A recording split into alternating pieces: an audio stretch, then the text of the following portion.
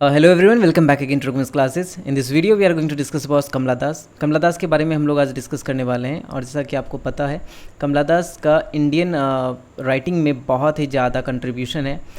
अगर मैं बात करूं तो कमला दास एक बहुत बड़ा कंट्रीब्यूशन करी हैं अपना इंग्लिश लिटरेचर के डेवलपमेंट में, इंडियन इंग्लिश लिटरेचर हिस्ट्री में. अगर मैं बात करूं तो कमला दास एक मॉडर्न पोइट है, यानी कि पोस्ट इंडिपेंडेंस बहुत ही ज़्यादा उनका वैल्यू है हमारे राइटर्स के बीच में. So let's get started without wasting our precious time. अगर आपको इसका पीडीएफ चाहिए तो मेरे टेलीग्राम से आप इसको पा सकते हैं, डाउनलोड कर सकते हैं. एंड अगर आपको चैनल पे वीडियोस हेल्पफुल लगते हैं तो प्लीज़ एटलीस्ट सब्सक्राइब कर दें और अपने फ्रेंड्स के साथ शेयर ज़रूर कर दें. पता है मुझे शेयर आप लोग करते हो नहीं अपने फ्रेंड्स के साथ, लेकिन अगर आपको करना हो तो आप कर सकते हैं, इसमें मैंने मना नहीं किया है. बहुत सारे लोग हैं जो कि सब कुछ कर लेंगे, लाइक भी कर देंगे, कमेंट भी कर देंगे, शेयर की बात आती है तो बिल्कुल नहीं करते. Let's get started. बिकॉज कमला दास का जन्म हुआ था 1934 में और उनकी डेथ होती है 2009 में. She is also known by her pen name Madhavi Kutty. Madhavi कुट्टी उनका पेन नेम था. मतलब कि पेन नेम क्या होता है, फॉर एग्जांपल अगर मैं चाहूँ तो मैं अलग नाम से, एक्चुअली अगर मैं चाहूँ मेरा नाम जो भी है मैं उस नाम को आपको ना बताकर मैं दूसरे नाम से वीडियोज़ अपलोड करना स्टार्ट कर दूँ. इसका मतलब कि मैं पेन नेम अपना यूज़ कर रहा हूँ. फॉर एग्जांपल अगर मैंने कोई बुक पब्लिश किया, राइट, मेरा नाम रघुवंश है, तो मैं उसको दूसरे नाम से पब्लिश करूँगा और वो जो नाम होगा वो हमारा पेन नेम हो जाएगा. तो जब वो मलयालम में लिखती थी एक्चुअली, तो उनका पेन नेम माधवी कुट्टी था. ठीक है. She was a prominent Indian poet. Indian poet थी. आजकल हम लोग पोइट हो या पोइटेस दोनों को पोइट रेफर करते हैं. नॉवलिस्ट थी, शॉर्ट स्टोरी राइटर थी and memoirist. What is memoirist? Memoirist किसको बोलते हैं?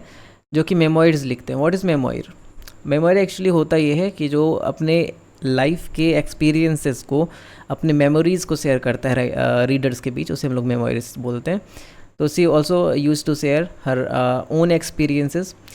After that, she wrote in both English and Malayalam and is widely recognized as one of the most influential voice in Indian literature, especially in the post-independence era. यानी कि after independence era, यानी 1947 के बाद जो Indian writers emerge हुए, जो light में आए, उनमें वो बहुत ही ज़्यादा इन्फ्लुएंशियल और बहुत ही ज़्यादा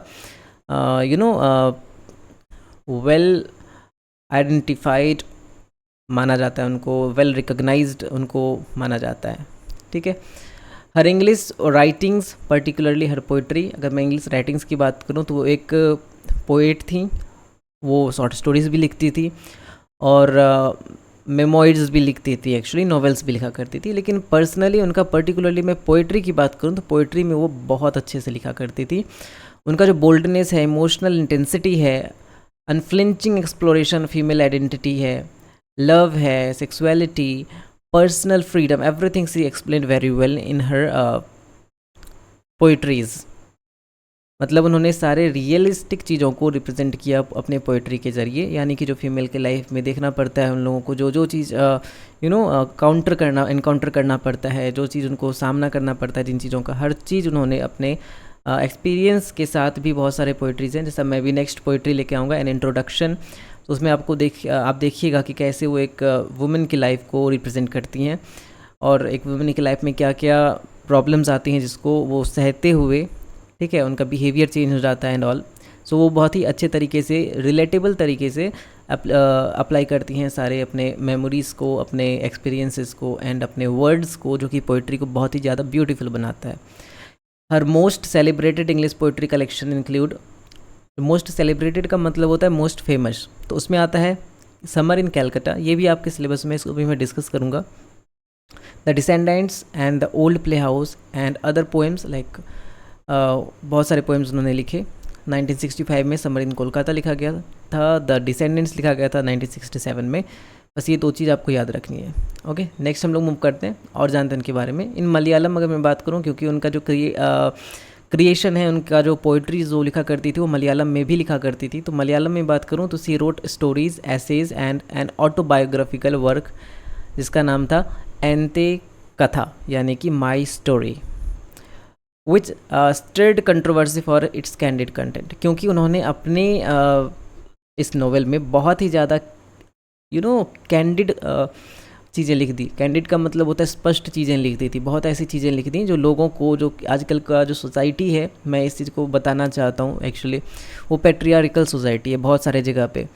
तो उन्होंने जब अपने ऑटोबायोग्राफी को रिप्रेजेंट किया, कैंडिडली रिप्रेजेंट किया लोगों के सामने, means everything clearly she mentioned, then लोगों में कंट्रोवर्सी स्टार्ट हो गई इस चीज़ को लेकर के। उन्होंने इसको बुरा बताया, बहुत सारे क्रिटिक्स ने इनको बताया कि जो कि ये जो हमारे सोसाइटी के लिए हार्मफुल है and all.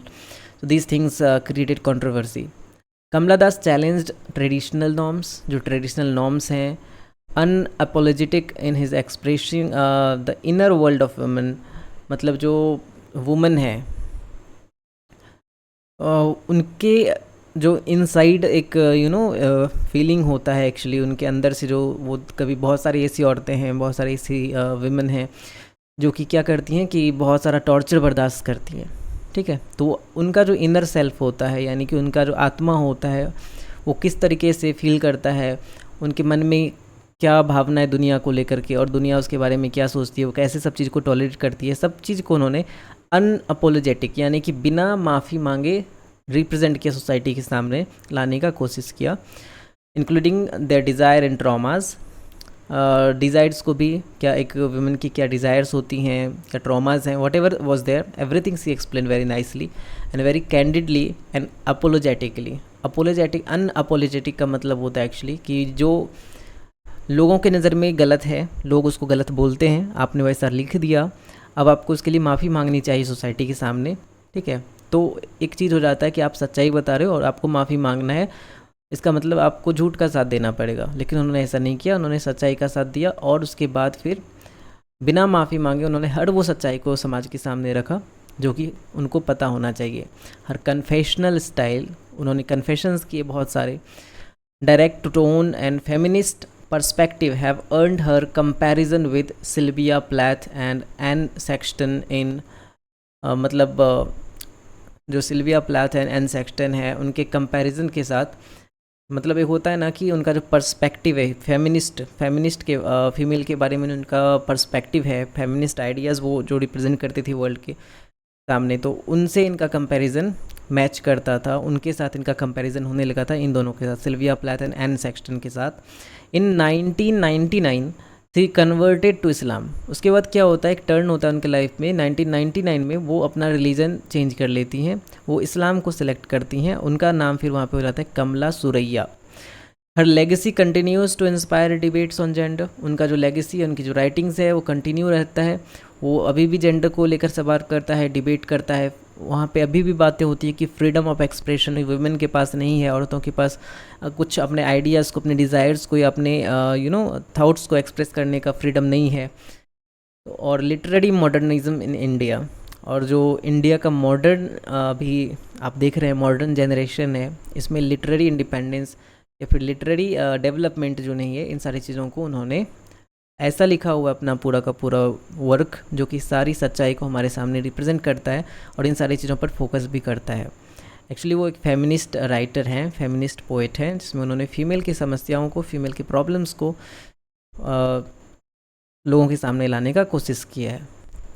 Okay, so that's all for today about Kamala Das. I think her personality must influenced you, और उन्होंने जो भी किया और उनका जो भी पोएट है, जो भी पोएम्स है, वो जो लोगों के लाइफ के ऊपर अपना इम्पैक्ट डालता है या फिर वो जो सच्चाई रिप्रेजेंट करता है। मैं एक पोएम कर लेके आऊँगा, एन इंट्रोडक्शन, उसमें आपको पता चलेगा एक लेवल तक कि उन्होंने किस तरीके से हमारे सोसाइटी को, जो हमारा पैट्रियार्कल सोसाइटी है, उसमें किस तरीके से विमेन का कंडीशन है, क्या उनको झेलना पड़ता है, सारी चीज़ों को उन्होंने रिप्रेजेंट किया है। I think that's all for today, that's enough for your preparation. Kamala Das के बारे में इतना बहुत ज़्यादा है आपके लिए। अब नेक्स्ट वीडियो हम लोग डिस्कस करेंगे और भी ज़्यादा, तो बने रहिए हमारे साथ, और तब तक के लिए keep learning English and without wasting your time, just prepare notes and keep revision, keep doing revision. That's all for today, keep yourself hydrated and take care, bye.